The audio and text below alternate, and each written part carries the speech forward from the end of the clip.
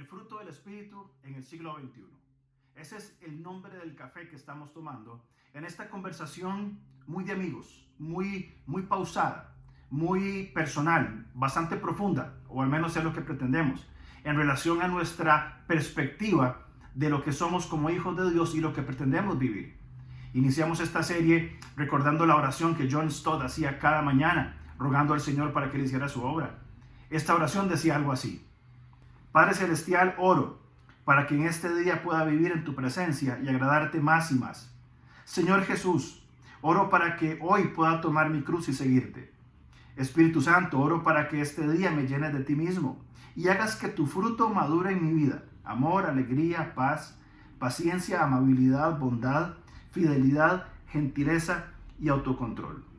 La exhortación de Pablo hoy es que, así como las iglesias en Galacia estaban atrapadas e influenciadas bajo los judaizantes que imponían un pesado sistema religioso imposible de cumplir, de la misma manera hoy la iglesia está atrapada e influenciada en sistemas religiosos que minimizan, desplazan, sustituyen la santificación por la fe, los procesos de madurez y el poder del evangelio por ritos, reglas, formas, tradiciones de hombres. Y es lo que alguna parte de la iglesia en términos generales está atrapada. Está atrapada en estos conceptos donde queremos autoimponernos, en algunos casos, métodos y formas de autojustificación, como yo por mi cuenta puedo ser salvo, lo que es imposible, pero también nos imponemos sistemas de santificación que pretendemos ser santos por nuestras propias obras, cuando la santificación también es por la fe, y así como con la justificación, la santificación también depende del evangelio y la obra que el Señor está haciendo en cada uno de nosotros. Comenzamos esta serie en Gálatas capítulo 5, versículos del 1 hasta el 21, cuando comenzamos a entender cómo el Espíritu Santo se enfrenta a nuestra carne y cómo nosotros entonces necesitamos hacer morir la carne. En el segundo mensaje hablamos la verdad que nos hace libres y nuestra permanencia en Dios. Y entendimos que el amor, el gozo y la paz, que son los primeros tres partes de este fruto del Espíritu, son los que nos aferran a Dios. Y que por algunas formas muy prácticas, por ejemplo, la permanencia en la palabra de Dios, la constancia en la oración, pero también la disposición a la docilidad, a la obra del Espíritu Santo, es lo que va a ir trayendo. Y como en la oración de Stott, nos va a decir que el fruto va a ir siendo madurado, el gozo, el amor, la paz.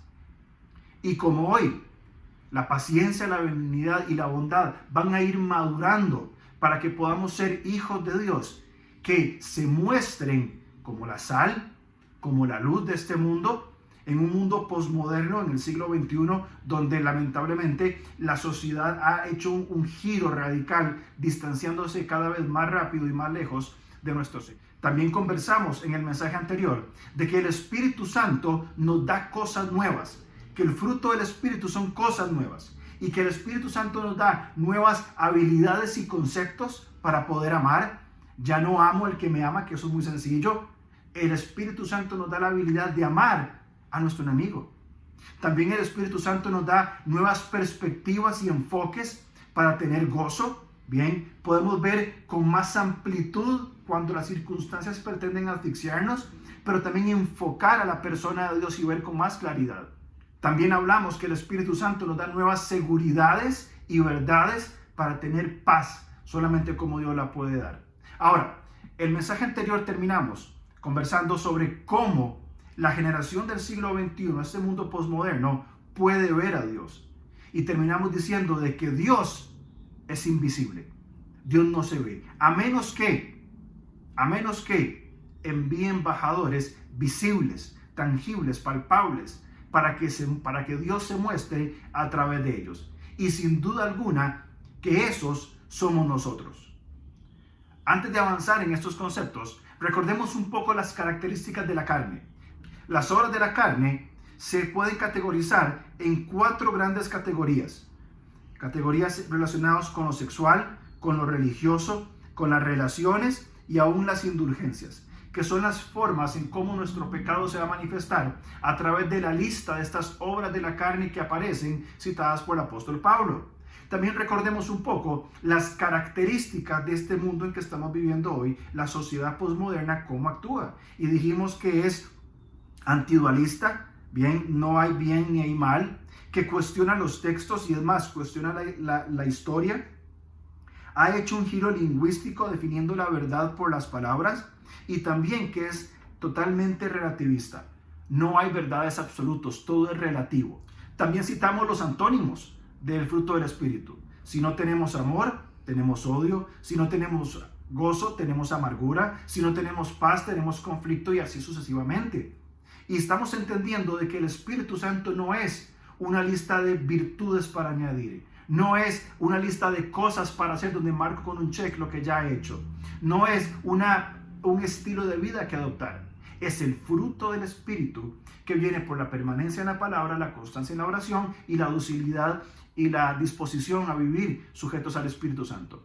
Ahora, en esta mañana vamos a estudiar la segunda parte de este fruto. Bien, y son los versículos 22 y 23 de Gálatas capítulo 5, el cual leo para ustedes. Mas el fruto del Espíritu es amor, gozo, paz, paciencia, benignidad, bondad, mansedumbre, templanza. Contra tales cosas no hay ley. Lo que estudiamos en esta mañana es lo que está en el medio. Y estamos hablando de la paciencia, la benignidad y la bondad. Como usted puede ver en este cuadro, ya hemos ido a través de 3 características del fruto del Espíritu: el amor, el gozo y la paz. Hoy vamos a entrar en la paciencia, la bondad y la benignidad. La palabra bondad, tanto la Reina Valera como la Biblia textual lo traduce como o usa la palabra directamente bondad. La Nueva Versión Internacional usa la palabra amabilidad y la traducción viviente usa la palabra gentileza. Si con la primera triada de el fruto del Espíritu aprendimos que Dios nos da cosas nuevas, con este segundo grupo de 3 vamos a aprender una verdad que tiene que entrar en nuestros corazones e ir haciendo madurar el fruto. Y es que la comprensión de mi relación vertical define y proyecta mis relaciones horizontales. Como yo comprendo mi relación vertical con Dios, como yo entiendo cómo Dios actúa conmigo y cómo yo actúo con Él, de la misma manera voy a desarrollar mis relaciones horizontales. A como yo entiendo que Dios actúa conmigo, de la misma manera voy a actuar con el prójimo. Y es el fruto que trae el Espíritu. Es esa comprensión, esa interpretación de cómo Dios actúa conmigo y por ende yo necesito actuar de la misma manera con el prójimo. Ahora, en el mensaje anterior terminamos diciendo de que es necesario que este mundo conozca a Dios. Que esa sociedad posmoderna que estamos viviendo tiene una desesperada necesidad de ver a Dios. ¿Y cómo van a ver a Dios si Dios es espíritu? Evidentemente, ahí es donde nosotros, la iglesia, aquellos que por la fe hemos conocido de Cristo, necesitamos hacer al Dios invisible visible a través de lo que Él está haciendo en nosotros. No podemos seguir ocultándole a Dios a las personas. No podemos seguir callando a Dios a las personas. No podemos seguir nosotros con nuestra conducta silenciando lo que Dios quiere decir al mundo que hoy, que aunque quizá no lo sepa, desesperadamente está buscando por encontrar a Dios. Pasajes tan importantes como 1 Timoteo 1:17 dice: al Rey de los siglos, inmortal, invisible, al único y sabio Dios, a Él sea toda la gloria. ¿Cómo el mundo, esta sociedad posmoderna del siglo XXI, va a traer la gloria a Dios si no lo ven? Lo van a ver a través de sus embajadores. También Colosenses dice que Cristo, a quien supuestamente vivimos nosotros, es la imagen del Dios invisible. Si tiene su Biblia, acompáñame por favor a 2 Corintios capítulo 5 y vamos a entender brevemente este concepto de que somos embajadores del Señor. Versículo 16 de 2 Corintios dice que de manera que nosotros de aquí en adelante a nadie conocemos según la carne. Y aun si a Cristo conocimos según la carne, no lo conocemos más así. De modo, las implicaciones de las cosas que son nuevas, de modo que si alguno está en Cristo, nueva criatura es. Las cosas viejas pasaron, y aquí todas son hechas nuevas. Es el concepto de las nuevas cosas que son creadas. Versículo 18. Hemos recibido la comisión de la reconciliación. Todo esto proviene de Dios, quien nos reconcilió consigo mismo por Cristo y nos dio el ministerio de la reconciliación. Versículo 19. La reconciliación es apuntar a Cristo.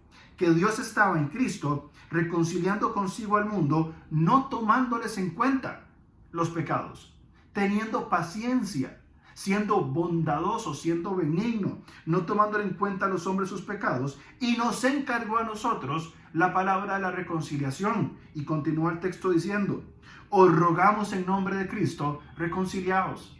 Esta reconciliación del hombre con Dios no es y no sucede simplemente por pretender vivir una religión, sino por evidenciar el evangelio con nuestras palabras, con nuestra conducta, con nuestros hechos. Es el fundamento de este ministerio de la reconciliación. Versículo 20. Somos hechos embajadores. Así que somos embajadores en nombre de Cristo, como si Dios rogase por nosotros. Continúa el texto. Les decimos: reconcíliense con Dios. Cristo es quien no ha conocido pecado. Por tanto, entonces somos embajadores para evidenciar a la sociedad posmoderna en que estamos viviendo, evidenciar entonces quién es Dios. Somos embajadores de palabra, de conducta, de testimonio, de integración con las escrituras y las verdades a un mundo que desesperadamente las está necesitando. Entremos entonces a estas tres descripciones que Pablo hace en cuanto al fruto del Espíritu. Acordémonos que es un solo fruto compuesto por diferentes partes. Las primeras tres, amor, gozo y paz, tienen que ver con nuestra relación con Dios. Las segundas tres, paciencia, benignidad y bondad, tienen que ver con el prójimo. Y es ahí donde el prójimo va a ver a Dios a través de nuestra vida y nuestra conducta, porque no somos nosotros. Es el Espíritu Santo haciendo la obra y trayendo la transformación en nosotros. La primera, la cual vamos a invertir un poco más de tiempo, es la paciencia. La palabra que Pablo usa tiene dos usos. En primer lugar, es el espíritu constante que nunca cederá. Por eso recibe la recompensa. Santiago capítulo 5, versículos 7 al 10 nos escribe: por tanto, hermanos, tened paciencia hasta la venida del Señor. Mirad cómo el labrador espera el precioso fruto de la tierra, aguardando con paciencia hasta que reciba la lluvia temprana y la tardía. Tened también vosotros paciencia y afirmad vuestros corazones, porque la venida del Señor está cerca. Y vuelve a repetir la palabra paciencia en el versículo 10, hablando de la paciencia de los profetas. También en el versículo 11, hablando de la paciencia de Job. Y es que esta paciencia es el espíritu constante, el que nunca cede, el que sigue. Pero además de eso, esta palabra paciencia también tiene que ver con la actitud que una persona tiene para con su prójimo.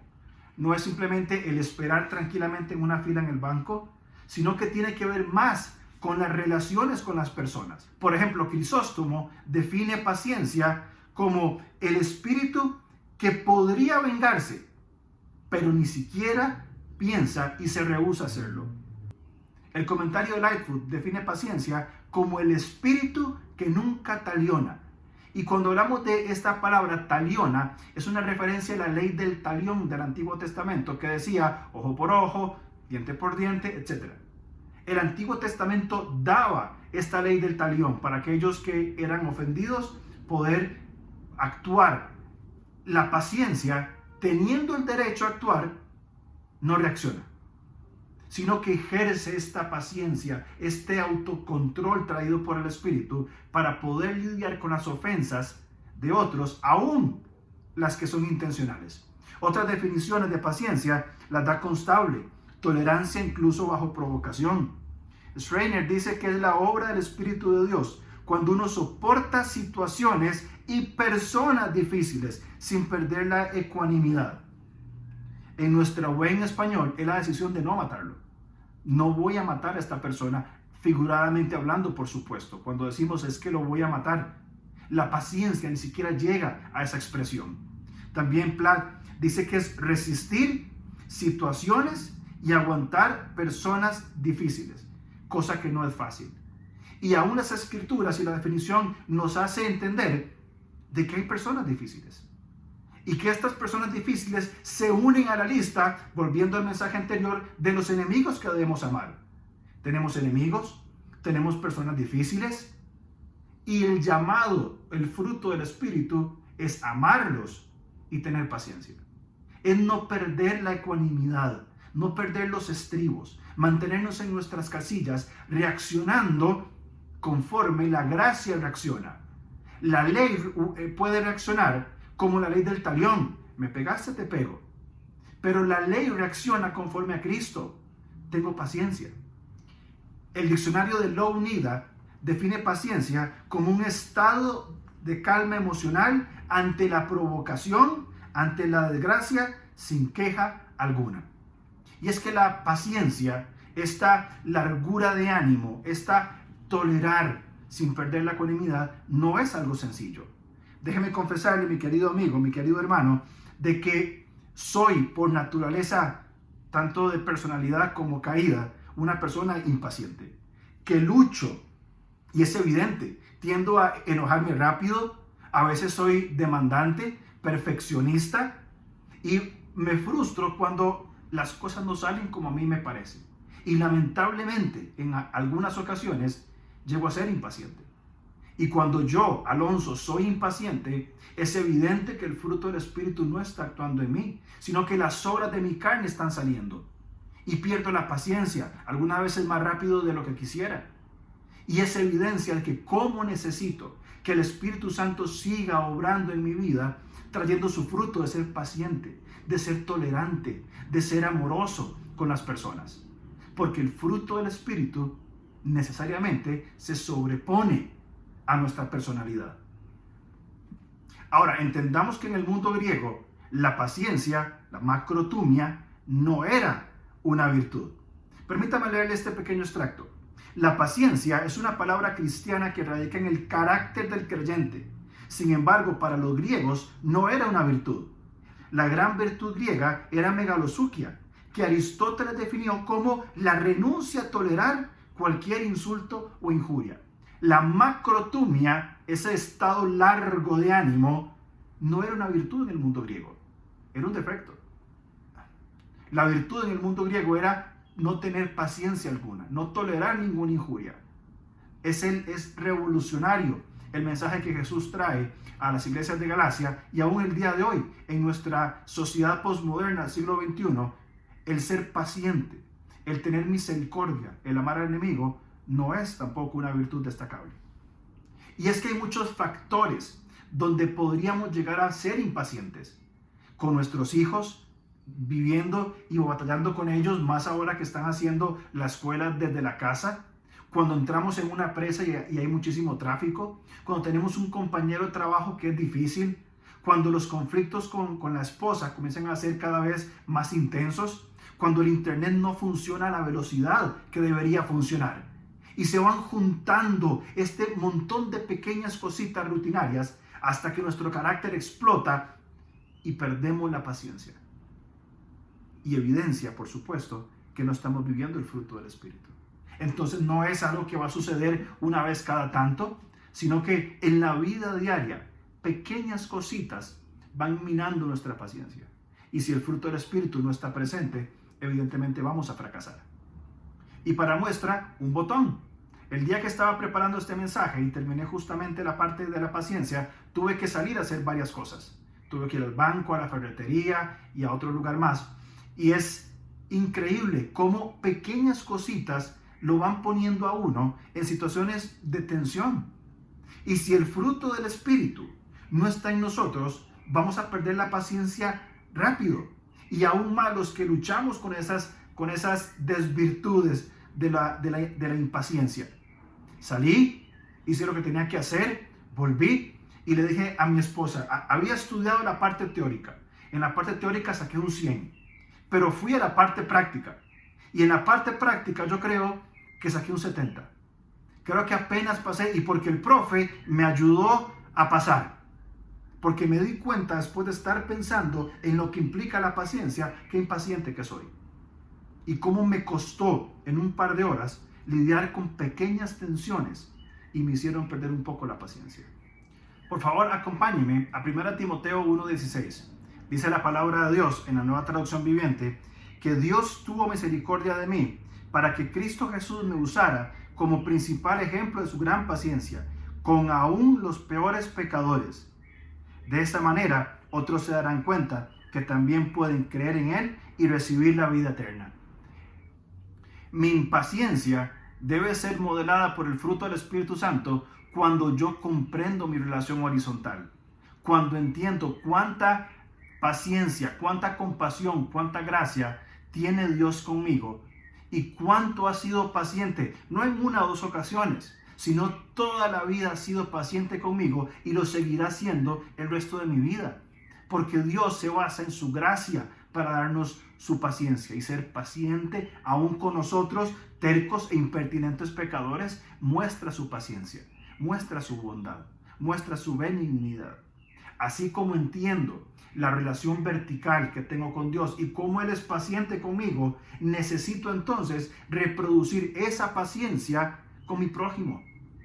Y eso evidentemente es fruto del Espíritu Santo. Ahora, ¿cómo podemos nosotros tener el fruto del Espíritu? Y hablamos, por supuesto, en la sesión anterior de la permanencia de la palabra, la constancia de la oración y la docilidad. Pero específicamente hablando en cuanto a la paciencia, podemos pensar y recordar que es un fruto del Espíritu, por supuesto. Número 2, viéndolo con los ojos que Dios lo ve. Cuando nosotros definimos y decimos que, como definimos nuestra relación vertical, vamos a proyectar las relaciones horizontales, es necesario entender o usar la expresión ver con los ojos de Dios, hablar con la boca de Dios, sentir con el corazón de Dios.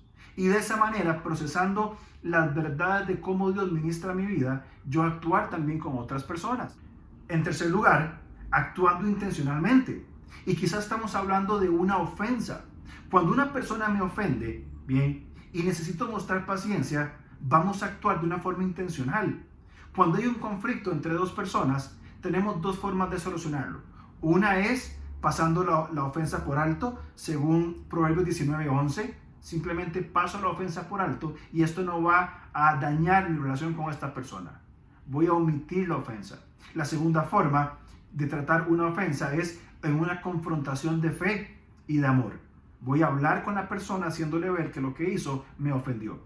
Ahora, sea cual sea la forma de resolución que tomemos nosotros, necesitamos entender que la fuente de esta solución es el fruto del Espíritu Santo.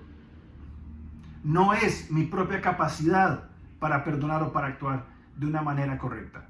Es el fruto del Espíritu que va a instalarse e irse desarrollando a lo largo de mi vida. Permítame leerle un extracto de un comentario de William Barclay.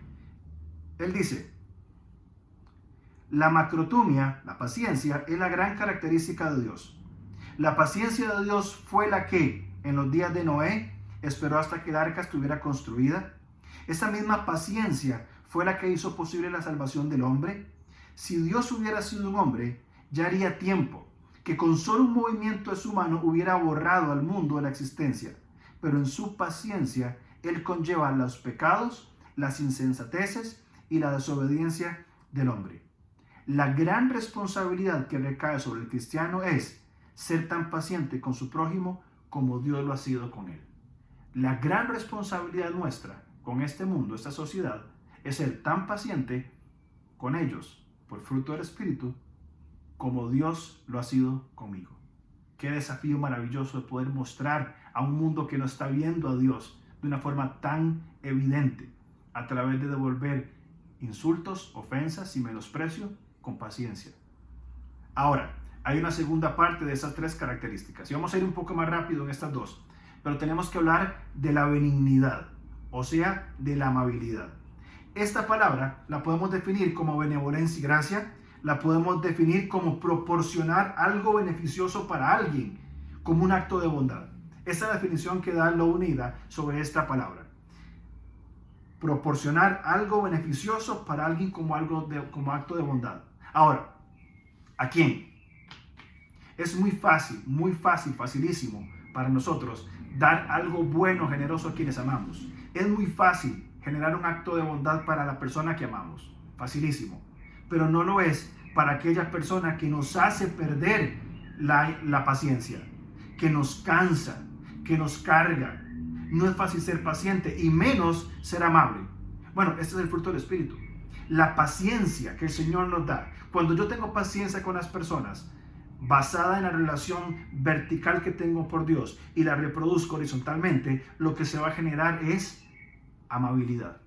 Voy a hacer algo bondadoso, algo bueno por estas personas. Schreiner dice que esta palabra se usa particularmente para la bondad de Dios al ofrecer o proporcionar salvación por medio de Cristo. Los creyentes imitan a Dios y a Cristo cada vez que son generosos con los demás. Cuando actuamos en generosidad, somos imitadores del Señor, somos embajadores de Él. Y al ser embajadores de Él, estamos representándole. Por lo tanto, vamos a expresar esta amabilidad ¿con quiénes? Con aquellos quienes no aman a cambio, con aquellos que son contrarios a nosotros. Ahora, fíjese por favor en este cuadro cómo encontramos la raíz del uso de la palabra bondad. La palabra bondad aparece en un recuadro de color café, pero fíjese cuántas palabras surgen de esta raíz de la palabra bondad. Es una necesidad, lo que se necesita es lo que tengo que hacer. También tiene que ver con algo que tiene valor, como el dinero, la prosperidad o la riqueza. Vuelve a repetir que es una necesidad, que es necesitar, que es útil. Nos pone en una posición de deudor. En el recuadro verde nos habla que cuando se junta con una partícula negativa es volverse perverso. Cuando no soy bondadoso, me vuelvo perverso, me hago inútil. No tengo la utilidad que deberíamos tener. También es algo que es necesario, una respuesta divina, un lenguaje atractivo. Esto es lo que construye esta maravillosa palabra bondad. No es simplemente ser, como decimos popularmente, un bonachón. Es la amabilidad que surge como fruto del Espíritu. Ahora, entendamos esto. Dios se relaciona conmigo en amabilidad. Nunca me obliga, sino que con gracia me conquista. Siempre Dios es bueno con nosotros. Dios no viene groseramente y nos impone. Dios nos invita y su gracia nos conquista a vivir en su voluntad, andar en sus formas. Ahora, fijémonos por favor en este cuadro que va abarcando el concepto más amplio del fruto del Espíritu. La semana anterior vimos de que con Dios, o el fruto del Espíritu y nuestra relación con Dios, va a generar amor, gozo y paz. Y conversamos bastante en cuanto a eso. Eso me habla de piedad. Cuando el fruto del Espíritu se desarrolla, esto va a producir piedad. Pero cuando continúa madurándose, llegamos a la segunda parte de estos grupos de 3, donde hablamos de paciencia, amabilidad y bondad. Y esto va a generar empatía. Esto es lo que el fruto del Espíritu genera con nosotros. Empatía, de poder crear esta conexión con aquellas personas que están carentes de ellas. Y que vamos a mostrar a la persona de Dios a través de nuestra vida, siendo amables, aun cuando el otro es grosero. Es característica del cristiano. Es su piedad, es la empatía que van conformando esta conducta del cristiano que evidencia el Evangelio. Hay una tercera característica y es la bondad. Ahora, esta palabra bondad y benignidad que aparecen acá en el fruto del Espíritu no son muy diferentes. Fíjense conmigo, por favor, algunas definiciones de esta palabra bondad. Bondad es una acción constructiva para llegar a los demás. Y pongan atención especial, por favor, a estas palabras que aparecen aquí subrayadas. Acción constructiva, tiene un propósito, para llegar a los demás. Es lo que yo hago por otras personas para llegar y acercarme a ellos. Me habla de la importancia de las relaciones con otras personas. Lo Unida define bondad como el acto de dar generosamente, con la implicación de su relación con la bondad, ser generoso. Platt y Merida dicen que habla de la idea de hacer cosas buenas y ser generoso. Más adelante, Pablo dice que los creyentes deben hacer el bien a todos. Él obra en nuestra vida, nos forma, nos sostiene, nos enseña, actúa en gracia y misericordia. Así como leemos en el libro de 1 Tesalonicenses, como Pablo escribe. La Nueva Traducción Viviente usa estas palabras. Así que seguimos orando por ustedes, pidiéndole a nuestro Dios que los ayude para que vivan una vida digna de su llamado, que Él les dé el poder para llevar a cabo todas las cosas buenas que la fe los mueve a hacer. Esta expresión me encanta. Que Él les dé el poder para llevar a cabo todas las cosas buenas. En Reina Valera usa la palabra bondad, pero acá lo amplía. Y vamos a leer esta expresión: poder llevar a cabo todas las cosas buenas que la fe los mueve a hacer. Y esa fe viene por el fruto del Espíritu en nosotros. Necesitamos entender que el fruto del Espíritu no solamente me hace ser paciente y no perder la ecuanimidad frente a la ofensa del enemigo, del opositor, sino que redime esa conducta en amabilidad y bondad para conectarme con esta persona, para desarrollar una relación con esta persona. Por eso es que decimos que la comprensión de mi relación vertical va a definir mis relaciones horizontales. Como yo entiendo que Dios trata conmigo, de la misma manera voy a actuar entonces con los demás. Ahora, terminemos con un par de ideas.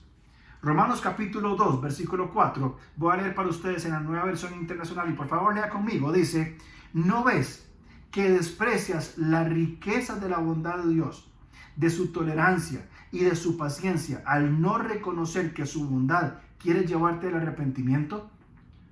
Nos damos cuenta de que no tenemos paciencia, benignidad o amabilidad y bondad en nuestra vida porque menospreciamos lo que el Evangelio hace en nosotros y despreciamos la obra del Espíritu y el fruto completo que viene para no solamente adorar a Dios, sino para servir a nuestro prójimo, para amarle con todo el corazón al Señor y al prójimo como a nosotros mismos, poniendo a nosotros en un tercer lugar, en un último lugar, en una última posición, porque despreciamos la riqueza del Evangelio de Cristo y lo pretendemos sustituir con mi propia justicia. Entonces, ¿cómo tener paciencia? ¿Cómo ser amable y bondadoso con una generación en el siglo XXI que no lo es? Y hay una expresión a la cual hemos rehuido por algún tiempo. La expresión es buenas obras. Necesitamos hacer buenas obras como fruto del Espíritu, no para que el fruto venga, ¿sí? Sino que necesitamos desarrollar, dejar que el Espíritu llene nuestra vida y que Él traiga su fruto y se le produzcan buenas obras con el prójimo, con las personas alrededor. Por ejemplo, Mateo capítulo 5 nos habla de que de la misma manera dejen que sus buenas acciones brillen a la vista de todos, para que todos alaben al Padre Celestial. Efesios 2:10 dice: pues somos la obra maestra de Dios. Él nos creó de nuevo en Cristo Jesús, a fin de que hagamos las cosas buenas que preparó para nosotros. Estoy usando la Nueva Traducción Viviente. ¿Para qué? ¿Para qué tenemos que ser sal? ¿Para qué tenemos que hacer las obras que el Padre preparó? El fruto del Espíritu no viene por hacer buenas obras, sino que las buenas obras nacidas de un corazón tierno y temeroso de Dios evidencian el andar en el Espíritu. Hermanos, tenemos nuevas habilidades y nuevos conceptos para amar. Tenemos nuevas perspectivas y nuevos enfoques para poder tener el gozo de Dios. Tenemos nuevas seguridades, tenemos nuevas verdades para tener paz, pero al mismo tiempo hay un llamado urgentísimo a evidenciar a este mundo que nosotros los creyentes, a evidenciar con nuestra vida, con nuestras palabras, con nuestras conductas el fruto del Espíritu, especialmente aquellas que se relacionan con el prójimo. La paciencia, la amabilidad, la bondad, que sea notorio algo distinto en esta sociedad que está viviendo cada vez más lejos y más rápido se va apartando de Dios. Una sociedad que tiene características tremendas, una sociedad que es hedonista, que tiene como fin y propósito simplemente el placer, una sociedad consumista que va sustituyendo valores por el consumo. Una sociedad que no valora el pasado y no mira hacia el futuro. Simplemente vive esos presentes, ese presentismo actual. Una sociedad relativista y al ser relativa no hay una conducta definida. La moral queda descartada por completo. Donde no hay principios de autoridad. Si no hay verdad absoluta ni hay normas de conducta, ¿por qué va a haber autoridad? Una sociedad que tiene un culto a la tecnología, olvidando los valores de la conexión personal. Una sociedad que prioriza las emociones y que pone en primer lugar lo que siento antes que la lógica. Déjenme leerle un extracto de un artículo de un periodista y profesor de la Universidad de Costa Rica que describía el posmodernismo en un artículo suyo. Dice: por eso, El hombre ingrávido, el hombre ligero, el hombre liviano, solo asume una espiritualidad que no lo comprometa moralmente y surgen movimientos espirituales que no demandan compromiso moral. Esto lo está escribiendo un profesor, una persona no creyente, un sociólogo que resalta el compromiso de una conducta moral, de una correcta conducta moral. Y no estoy hablando de ser moralistas por nuestra cuenta. Estoy hablando que el fruto del Espíritu produce en nosotros paciencia, amabilidad y bondad. Y esto se desarrolla, se proyecta en una conducta moral frente a un mundo que no lo tiene. Un mundo que es carente de los principios de Dios y con otros principios, cualesquiera que sean. Las respuestas que nosotros como creyentes criticamos al mundo, que tienen relación, por ejemplo, con temas como el aborto, con la legalización de las drogas y otros temas, y nos quejamos, es porque como iglesia no hemos respondido de una manera concreta, con la verdad absoluta de las Escrituras y de una forma intencional, con el fin de edificar y construir una sana sociedad. No lo hemos hecho. Y se llenan de pensamientos y valores que interrumpen, dañan y destruyen. ¿Qué pasaría? ¿Qué pasaría si la iglesia permite el desarrollo del fruto del Espíritu Santo, iniciando con nuestra relación con Dios, y se entrecruza con los desvalidos habitantes del planeta posmoderno? ¿Qué pasaría si estos aliens encuentran valores prácticos, verdades incondicionales e irrevocables? ¿Qué pasaría si desarrollamos la paciencia aún con los difíciles, la gentileza con los ásperos y la bondad con los malvados? ¿No estaríamos nosotros haciendo la voluntad de Dios? ¿No es esto entender y evidenciar cómo Dios se relaciona con un mundo que lamentablemente y cada vez camina más lejos de Él? ¿No estaríamos nosotros siendo sus embajadores? Hermanos, ¿cuánta necesidad tenemos? Imperante necesidad, junto con una desesperante también necesidad del mundo posmoderno que no está viendo Dios a través de nosotros. Necesitamos que por la permanencia en la palabra, la constancia en la oración, la docilidad y disposición ante el Espíritu Santo, por estos nuevos conceptos, habilidades, seguridades, enfoques, verdades, perspectivas que nos da el Espíritu Santo, dimensionar y desarrollar nuestra relación con el prójimo basada en cómo Dios actúa con nosotros. Cuán bueno es Dios con nosotros, cuánto nos ama. ¿Por qué no dar el paso de reproducir como embajadores ese amor con una sociedad que está cada vez más lejos de Dios? Es nuestra necesidad, es nuestro llamado, es nuestro deber. Padre, gracias te damos por el tiempo con tu palabra y del fruto que va cosechando, que va madurando, que va creciendo en nosotros. Señor, oramos para que aprendamos a ser pacientes, amables y buenos. Señor, para que las personas vean que tú eres Dios y que el fruto se manifiesta en acciones concretas, en formas, Señor, tan increíbles como amar al enemigo y tener paciencia con la persona difícil. Señor, guíanos a estas prácticas para reverenciar tu nombre y que el mundo vea quién eres tú y qué estás haciendo. Te amamos y oramos en el nombre de Jesús. Amén. Hermanos, gracias. Que Dios los bendiga.